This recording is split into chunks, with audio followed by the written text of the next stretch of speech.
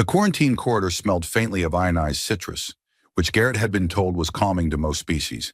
He had never met a species that reacted calmly to quarantine, citrus-scented or otherwise, but he appreciated the effort.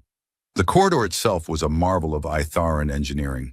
Transparent alloy walls layered with shifting hexagonal patterns that pulsed gently as they sampled airborne microbes, radiation traces, and, according to the briefing, emotional volatility. Garrett tried not to think too hard about how a wall measured emotions. He checked his wrist console for the fourth time in a minute. All readings nominal. All protocols followed. No alarms screaming about impending death. By his standards, the inspection was going well. The Ithara quarantine wing floated at the edge of the station like a polite afterthought, isolated by gravitic buffers and more legal disclaimers than Garrett had ever signed in one sitting. He was here to audit procedures, not to provoke incidents, and definitely not to become an incident himself. He repeated this silently as he leaned closer to a containment field, squinting at a lattice of softly glowing particles. "Half a step closer," he muttered to himself, "and I can finally see how you're compensating for protein drift." The wall pulsed amber. Garrett frowned. "That's new." He stepped forward. The world exploded into motion.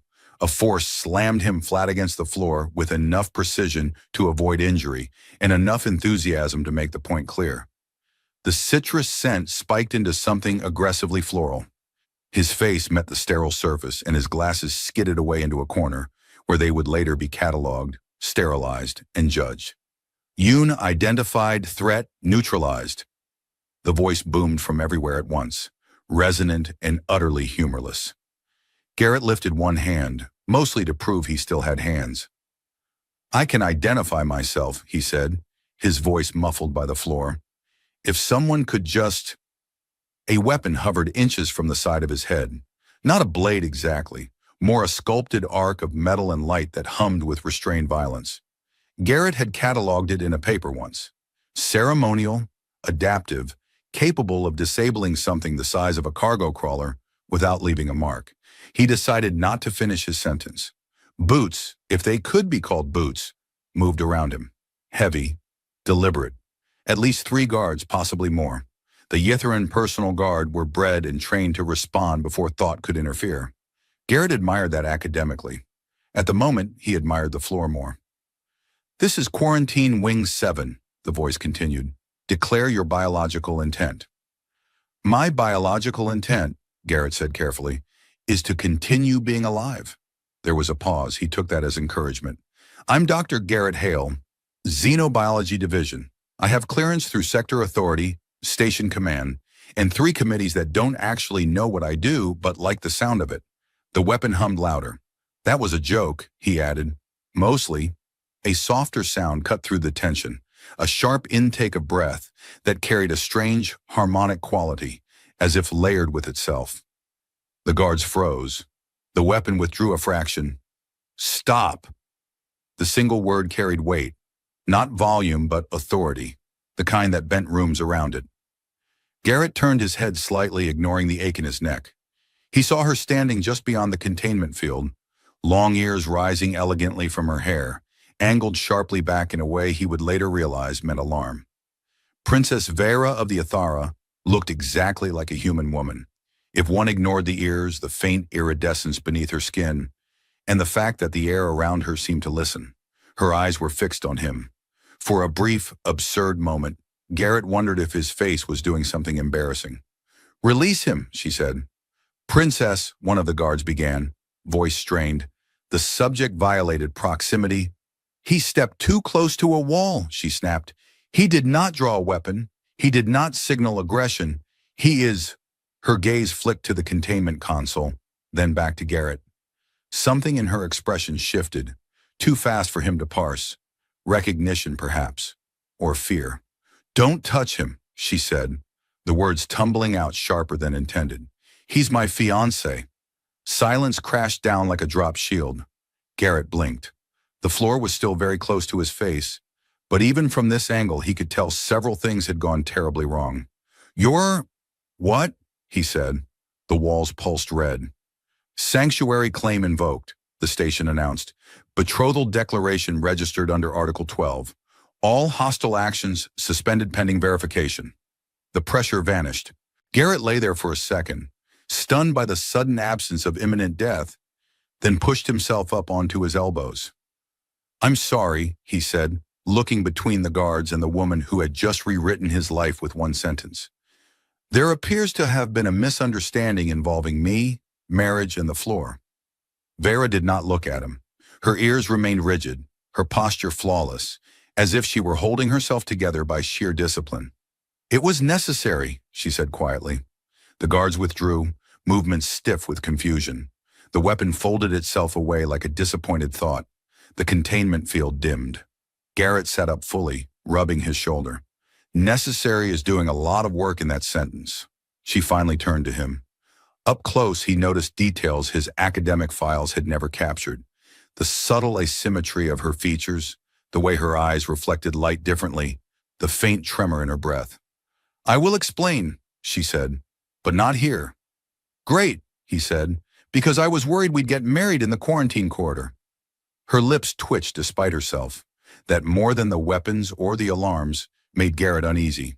By the time Garrett realized he was no longer under arrest, he was being escorted by 4 very polite guards who had not apologized once. They walked with him through a corridor that was decidedly not part of the quarantine wing. This corridor had warmer lighting, softer gravity, and decorative panels that responded to footsteps by blooming, faint patterns of color. It was, unmistakably, a royal corridor. "This feels expensive," Garrett muttered, adjusting his jacket. It had survived the floor incident remarkably well, which he suspected was intentional. Etheran security liked their guests alive and presentable. "I assume I'm not being taken to a cell with nicer furniture?" "No," Vera said from beside him.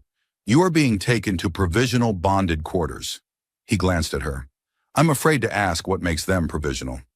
"They are designed to accommodate 2 individuals during a verification period," she replied, tone carefully neutral, "with adjustable atmospheric parameters, privacy fields, and continuous biometric monitoring." "So, a honeymoon suite with surveillance." Her ears flicked sideways. "That is an inaccurate but not entirely incorrect interpretation." The doors parted silently, revealing a space that made Garrett stop walking. The room was vast without being empty, its curved walls threaded with soft, luminescent veins that shifted color as they detected movement. A large central platform held what could generously be described as a bed, and more accurately described as a modular rest environment capable of reconfiguring itself based on circadian rhythms, skeletal structure, and, he suspected, emotional state. There were 2 seating alcoves, a nutrient synthesis wall, and a balcony overlooking the station's inner ring, where ships drifted like slow, thoughtful fish. Garrett let out a low whistle. "I've dated people I liked less than this room." The guards withdrew, the doors sealing behind them with a sound that felt final in a legal sense. Silence settled. Vera stood very straight, hands clasped behind her back. Up close, the faint iridescence beneath her skin was more noticeable, responding subtly to her pulse. Her long ears angled forward now, not alarmed, but alert. "I owe you an explanation," she said. Garrett sat carefully on one of the alcove seats, as if the furniture might take offense if handled casually. "That would be great, preferably starting with why I'm engaged to royalty and ending with how I don't die because of it." She exhaled slowly. "Under Etheran law, a sanctuary claim through betrothal is irrevocable once declared. It suspends all hostile action, overrides quarantine authority, and initiates a verification period of 6 cycles. 6 cycles, he repeated. "How long is a cycle?" "Approximately one of your months." He stared at her. 6 months. "Yes. I don't usually commit to lunch plans that far ahead." Her mouth curved despite herself, then quickly flattened. "I did not intend for this to happen. I spoke impulsively. That's one word for it." She moved closer, stopping at a respectful distance. "My guard believed you to be a threat. If they had completed their response, you would have been rendered inert." "Inert is doing a lot of emotional work there." "They would have regretted it," she said softly. "But regret does not reverse death." Garrett absorbed that in silence. He nodded once. "Okay, impulsive lie saves my life. I can work with that. So we explain it's a mistake, Annul the thing, everyone laughs, and I go back to my very unengaged research. That is not possible, he sighed. Of course it's not. Verification requires sustained proximity, she continued. Shared habitation, public affirmation, biochemical compatibility assessments. He held up a hand. I'm sorry, biochemical? Her ears angled back slightly. Eutherine pair bonding involves hormonal and neural feedback loops. They are sensitive. How sensitive? They do not distinguish between deliberate and simulated intent. Garrett blinked. You're telling me your species can't tell the difference between pretending to be engaged and actually being engaged? Yes. That seems like a design flaw. It is considered a feature. He leaned back, rubbing his temples. Let me guess. If we fail verification, something bad happens. The sanctuary claim collapses, she said. Retroactively. He straightened. Retroactively. You would be reclassified as a foreign biological threat who violated quarantine and exploited royal law. Ah, he said. So the floor comes back? She nodded once. Garrett looked around the room again, taking in the soft lights, the balcony, the bed that now seemed far too aware of him. So we fake being engaged for 6 months, or I become a cautionary tale? Yes.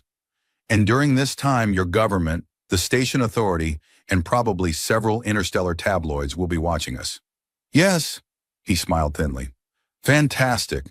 I always wanted my love life peer-reviewed. Vera hesitated, then said quietly, There is more. He sighed again. There always is. I recognized your name, she said, when you spoke. From encrypted transmissions intercepted by my people. His humor faded. Intercepted transmissions? Research data, she continued. Xenobiological models. Protein adaptation algorithms. You have been sending them anonymously to a network of scientists operating outside official channels? Garrett's jaw tightened. I share data publicly. You disguise it, she said gently. Fragments embedded in harmless papers. Redundancies disguised as errors. You were careful, but not invisible. He studied her. And you're telling me this because those scientists are trying to stop a plague, she said. One my government denies exists. Silence stretched between them, heavier than before. The engagement, she added, gives us cover. It allows communication, collaboration, movement. Garrett let out a slow breath. So the lie wasn't just impulsive. No, she admitted, but neither was it planned. He laughed softly, a sound edged with disbelief. You know, where I come from, this would be considered an extremely unprofessional way to start a research partnership. Her lips curved again, this time not restrained. Where I come from, it is considered a binding social contract. Well, he said, standing, then I suppose we should get started. Started with what? He glanced at the bed, then at the glowing walls, then back at her. Figuring out how to pretend we're in love without accidentally making it true. Her ears tilted forward, just slightly. That, she said, may be the most difficult part. The first public appearance was scheduled for precisely 12 hours after Garrett's near-engagement-related death, which felt rude considering he had not yet had time to emotionally process being alive, let alone betrothed. A soft chime rippled through the bonded quarters, followed by a polite but relentless voice announcing that ceremonial observers would arrive shortly to assess initial pair cohesion. Garrett stared at the ceiling, which had adjusted itself into a soothing spiral pattern meant to encourage calm neural activity. It was not working. Observers, he said. Plural. Yes, Vera replied from across the room. She stood near the balcony, her long ears angled slightly outward, a posture Garrett was beginning to associate with controlled stress. 3 primary, 2 legal, 1 biological. Of course there's a biological one. The biological one is the most important. Garrett swung his legs off the rest platform, which obligingly shifted firmness to accommodate the movement. Let me guess. They scan us, decide if we're convincingly whatever it is we're supposed to be. Bond compatible, she said. At this stage, the requirements are minimal. Shared proximity, cooperative body language, emotional responsiveness. He squinted at her. You say that like you're describing a machine calibration. In a way, she said calmly, we are. That should not have been comforting, but it was. Garrett stood and smoothed his jacket, which the room had already repaired and cleaned without asking him, a small violation he was choosing to ignore. Okay, he said, we can do cooperative body language. I've collaborated with people I disliked intensely and still smiled at conferences. That will not suffice. Why not? Etherian observers can detect micro-expressions, pheromonal variants, and involuntary neural feedback, she replied. Feigning affection without some degree of genuine emotional alignment is extremely difficult. He stared. You're telling me your people can scientifically prove when someone is faking it? Yes. That's horrifying. It reduces divorce rates. He considered that. I retract my objection slightly. The doors opened before he could continue, admitting a small delegation of Ithera, whose presence altered the room's atmosphere almost immediately. The lights dimmed to a respectful hue. The walls shifted into observation mode. Garrett felt a faint tingling behind his eyes as if the air itself had decided to take notes. Vera stepped closer to him, close enough that he could feel warmth radiating from her arm. Not human warmth, exactly. More even, more regulated. She did not look at him, but her ear brushed his shoulder, and something in his chest tightened unexpectedly. Relax, she murmured, barely audible. Follow my lead. He leaned slightly toward her. That's usually how I end up in trouble. The observers inclined their heads. One carried a lattice of floating symbols that rearranged themselves as they scanned. Another watched them with unsettling stillness. The biological observer, Garrett recognized the faint shimmer of active sensors embedded beneath the skin, focused intently on the space between him and Vera. Princess Vera, one said, voice layered with harmonics. You have invoked sanctuary through intent of union. Yes, she replied. State your bond designation. She hesitated for a fraction of a second, then said, Primary intended. Garrett felt something pulse against his ribs. He told himself it was adrenaline. And the human? She turned to him. State your intent. All eyes were on him. Scientific instruments waited. The air hummed.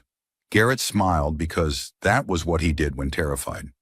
I intend, he said, to support the princess in all required social, biological, and extremely confusing legal contexts.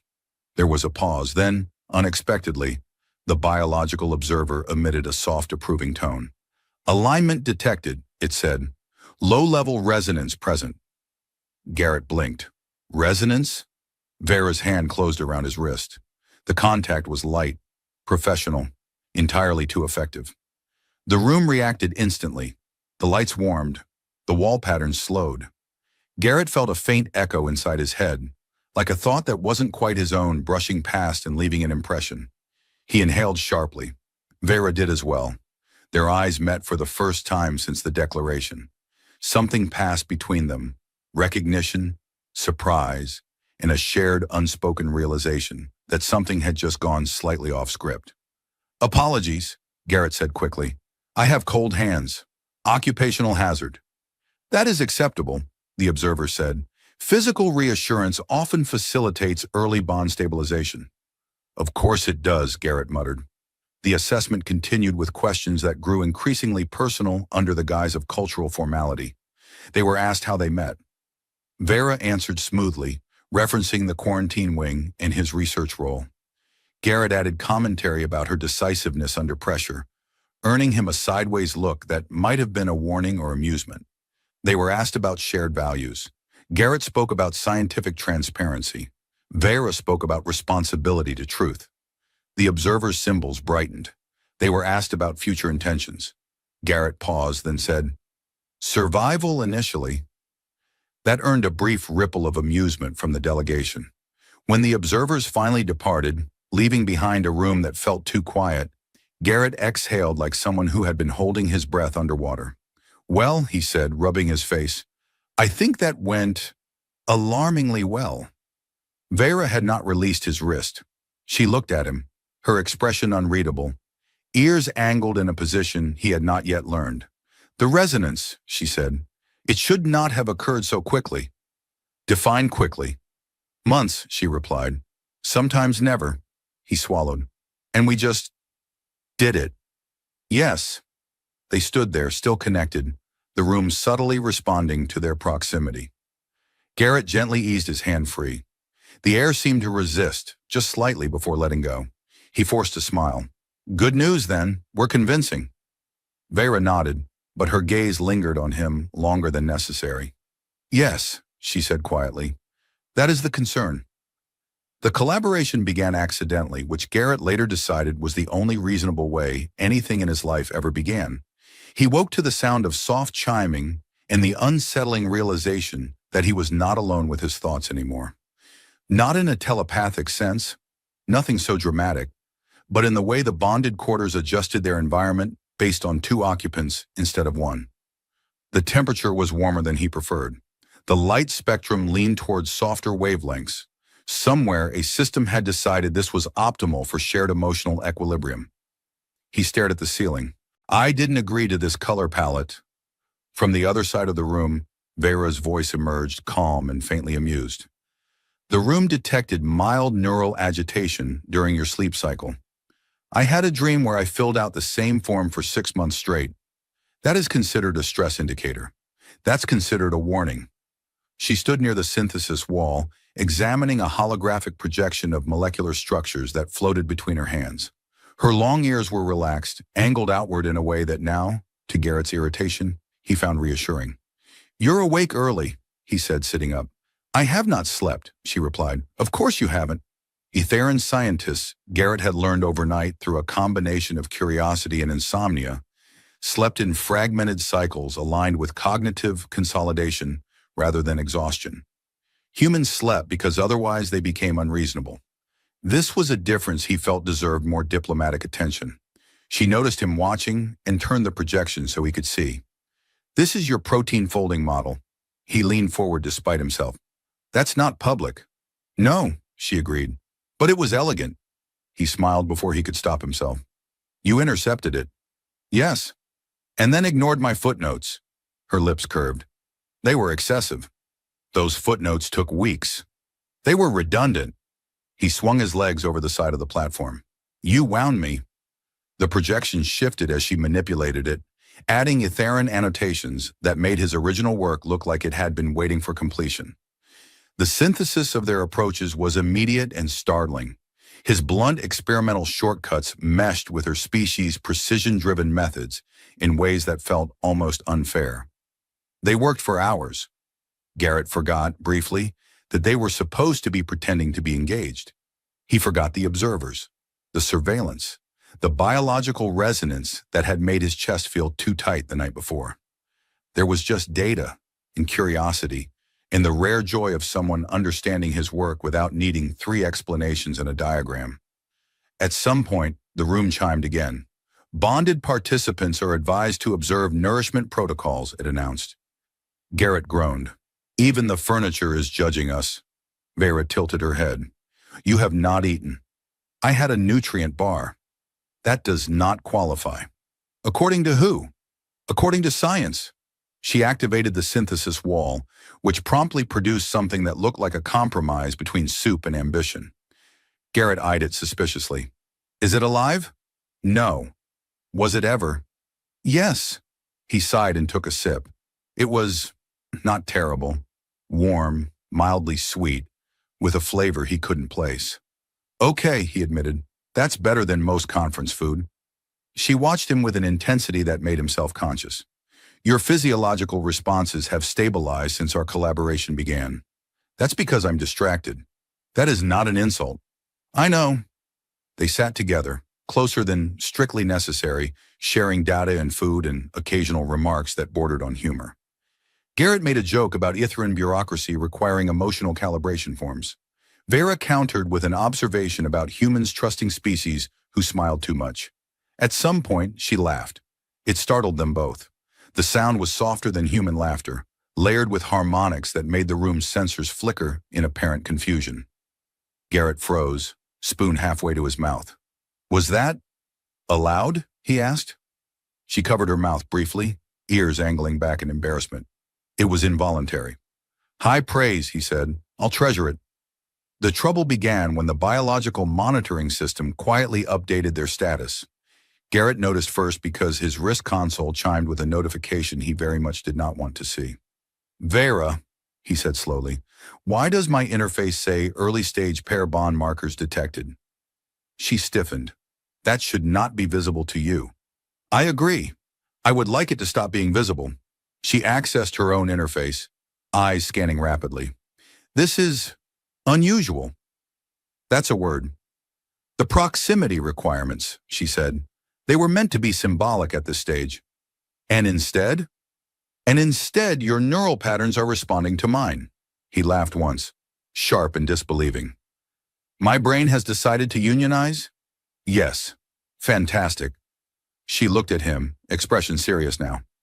Garrett, this is not dangerous yet, but if the resonance deepens. I know, he said quietly.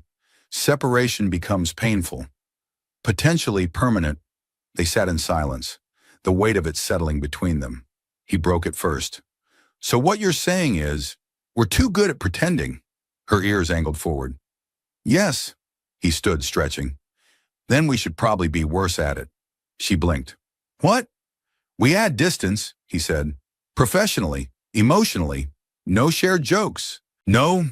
He gestured vaguely. Whatever this is. The room dimmed slightly as if disapproving. Vera studied him for a long moment. That may satisfy the observers. And it may compromise the research. He hesitated. That was the problem. The plague data waited for no one. He smiled, tired but genuine. Well, good thing humans are excellent at bad decisions. She surprised him by smiling back. Yes, she said. I am beginning to understand that. They failed at being worse almost immediately. The first attempt involved a carefully negotiated seating arrangement during the next observation cycle. Garrett positioned himself at the far end of the curved table, placing a data console between them like a diplomatic buffer zone. Vera sat exactly where protocol required, posture impeccable, ears angled in what he had learned meant polite neutrality. The observers arrived, instruments humming softly, ready to record emotional distance. The table shrank, not metaphorically, physically. Garrett watched in disbelief as the surface segmented and slid inward, reconfiguring itself until the distance between their chairs was reduced by half. The room, he said slowly, is actively sabotaging us. It is responding to suboptimal bond spacing, Vera replied, her tone tight. It believes you are uncomfortable. I am uncomfortable because it's doing that. Feedback loop, she said. The observers made approving noises. Garrett leaned back, arms crossed. I would like to formally state for the record that I do not consent to furniture with opinions. No one acknowledged this. After the observers left, apparently satisfied that reduced proximity had been corrected, they tried a different approach. Garrett immersed himself in his own research module, sealing off part of the room with a privacy field. Vera did the same on her side, erecting a shimmering barrier that hummed faintly with Itharan encryption. For 27 minutes it worked. Then Garrett's console chimed with an alert he had not programmed. Cognitive drift detected. Recommend cooperative engagement. He ignored it. The alert chimed again, louder. On the other side of the barrier, Vera's field flickered. This is ridiculous, Garrett muttered, standing. I've resisted peer pressure, editorial boards, and my mother. I am not losing to a room. He deactivated the field. Vera looked up at the exact same moment, clearly having received a matching alert. Their eyes met across the space, and the ambient lighting warmed by several degrees. They both groaned. This is getting out of hand, Garrett said.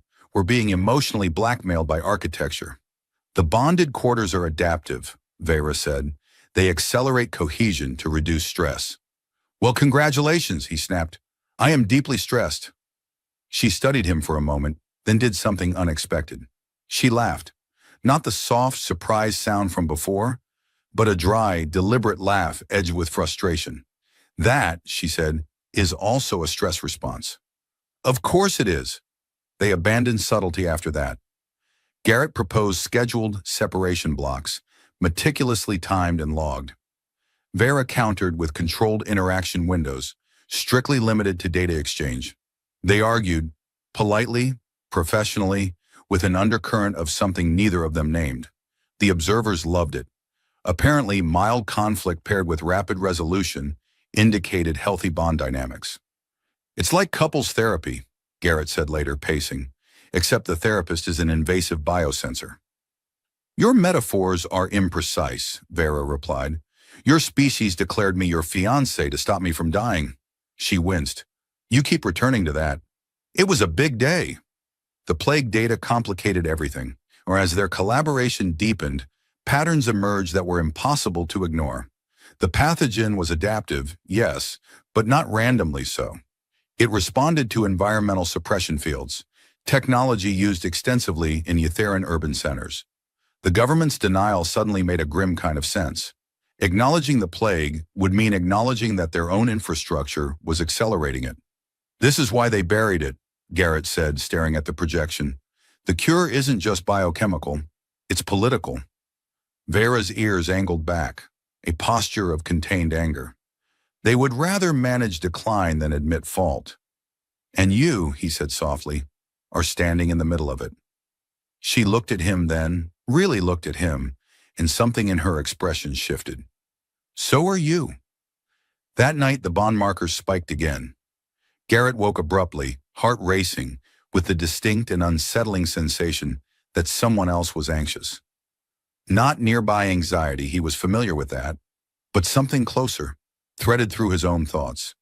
He sat up, scanning the dim room. Vera was awake too, standing near the balcony, hands braced against the railing. You feel it too, he said. She nodded without turning. Your species experiences it as intrusion. That's one word. She exhaled slowly. Etharan pair bonding evolved to coordinate survival responses, shared threat perception, emotional synchronization. So when you're stressed, he said carefully, my body reacts. Yes. And when I'm stressed, she turned to him. The feedback intensifies. He rubbed his face. This is the worst possible time for empathy. Despite everything, she smiled faintly. I disagree. He laughed then, helpless and tired. Of course you do. They stood there, the station's artificial stars drifting beyond the balcony, both aware that something fundamental was shifting beneath the carefully maintained fiction. The lie that had begun as protection was becoming infrastructure, supporting not just survival, but something far more dangerous. Understanding. Garrett broke the silence first. You know, he said, if we survive this, no one back home is going to believe me. Vera glanced at him, ears tilting forward. You will have data. That's never enough. She considered that, then said, then you will have witnesses. He smiled despite himself. The political pressure arrived disguised as a celebration. Garrett should have known. In his experience, nothing that involves ceremonial lighting, orchestral drones, and the phrase voluntary attendance encouraged was ever harmless. The bonded quarters dimmed into a formal palette without asking either of them, and the walls displayed a gentle reminder that their presence was requested in the Hall of Civic Continuity. I hate that name already, Garrett said, adjusting his collar. It sounds like a place where bad news is delivered politely. Vera was quiet, too quiet. Her long ears were angled back, not in fear, but in calculation. She wore ceremonial attire now, still unmistakably functional, but layered with symbols that broadcast status, lineage, and expectations Garrett did not fully understand. You are not required to speak, she said as they walked. If questioned, defer to me. That's my default setting around royalty, he replied. Smile, nod, try not to destabilize interstellar relations. She glanced at him. You destabilize them quite efficiently. Talent, he said. The hall was immense, carved into the station's central structure, its ceiling a lattice of light that simulated an open sky. Representatives filled the tiers, officials, scientists, observers, and several individuals whose expressions suggested they were here to remember this moment later, possibly under oath. Garrett felt it before anything happened, a tightening in his chest that was not his own. Vera's tension bled into him through the bond, sharp and controlled, like a warning signal he had no training to interpret. This is about the plague, he murmured. Yes, she replied softly, and us. They took their place at the center platform. The air hummed with restrained power.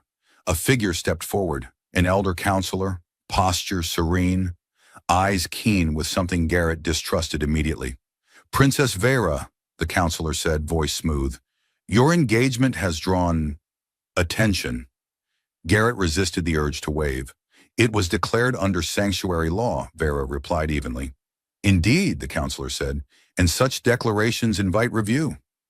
Garrett's console vibrated once. A data packet, unauthorized. He didn't open it, but the bond flared in response. Vera felt it too. Her fingers twitched. The counselor continued. "Recent analyses suggest irregularities in the biological markers of your bond." Garrett couldn't help it. "In our defense, we're both very irregular people." A ripple moved through the audience. Not laughter exactly, but surprise. Vera shot him a look that said, "Not now," and "Thank you" simultaneously. "The point," the counselor said unperturbed, "is that your proximity has coincided with unauthorized data transmissions." There it was. Garrett felt Vera's anger spike, hot and sharp. His own heart rate jumped in response. "You have been collaborating," the counselor went on, "with dissident scientists, spreading unverified plague models, undermining public stability." Garrett leaned forward slightly. "With respect, public stability collapses faster when people start dying mysteriously." A murmur spread. Vera closed her eyes briefly, then opened them with resolve. "The data is sound," she said. "The models are accurate. The suppression fields are accelerating mutation." The counselor's expression cooled. "You accuse your own government." "I accuse reality," she replied. The room seemed to lean in. Garrett felt the bond tighten painfully, not from fear, but from alignment. They were thinking the same thing, reaching the same conclusion from different starting points. It was exhilarating and terrifying. "You place yourself at risk," the counselor said. "Yes," Vera said. "I do." "And the human?" All eyes turned to Garrett. He cleared his throat. "I would like to officially note that I did not plan to be involved in an interstellar cover-up when I woke up this morning."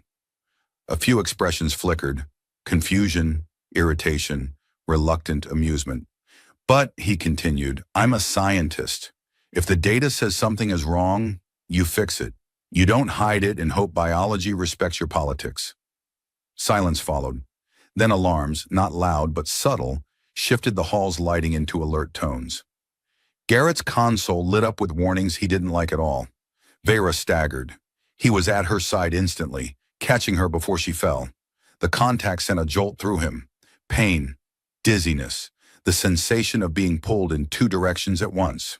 "What are you doing?" he demanded. "Stabilizing," the counselor said calmly. "The bond is exceeding safe thresholds." "You're hurting her," Garrett snapped. "She is destabilizing governance." Garrett felt something snap, not violently, but decisively. "Then stabilize differently," he said.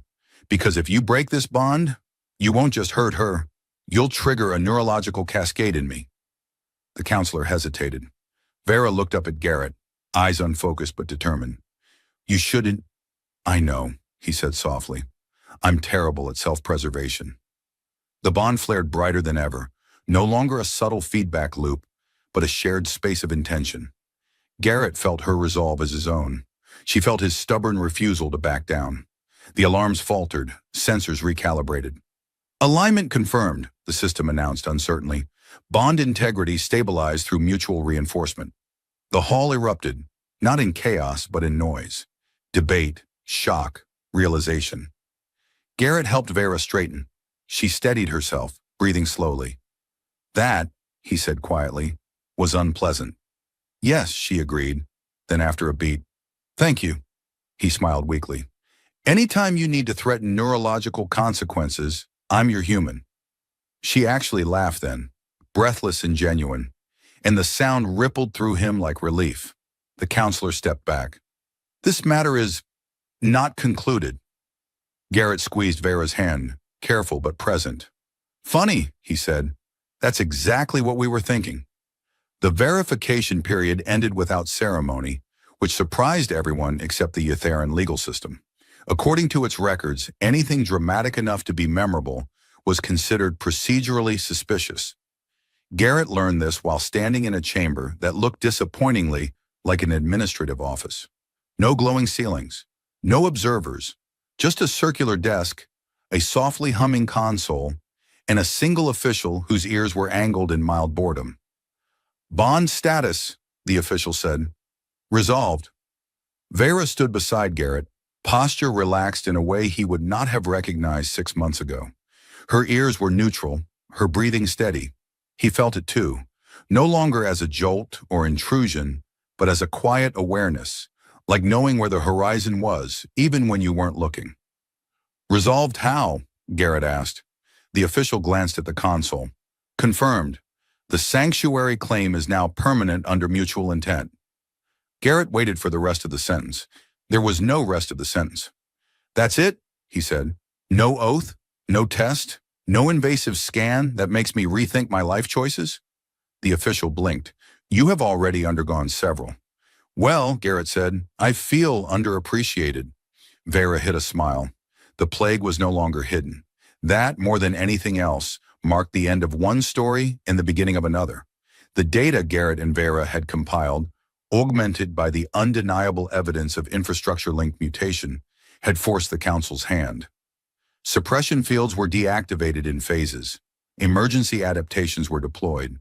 Etheran scientists stepped into the open, no longer dissidents but leaders. Garrett watched the updates stream across his console from the balcony of what were no longer provisional bonded quarters. Ships came and went with renewed urgency. Medical platforms lit up across the station like constellations rearranging themselves into something survivable. "You're quiet," Vera said. "I'm recalibrating," he replied. "My species does that when things don't go wrong." She tilted her head. "Is that often?" "No." They stood together in comfortable silence, a phrase Garrett had once dismissed as wishful thinking. Now it felt earned. The bond between them had changed, not weakened but settled, no longer pushing or pulling, simply present. The systems no longer tried to adjust the room around them. The furniture had, at last, accepted defeat. "I used to think connection was a liability," Garrett said. "In research, in life. Too many variables." "And now?" she asked. "And now I think ignoring variables is how you get bad models." She laughed softly. "You have become very Yatharan." "Don't tell anyone," he said. "I have a reputation." They were not without consequences.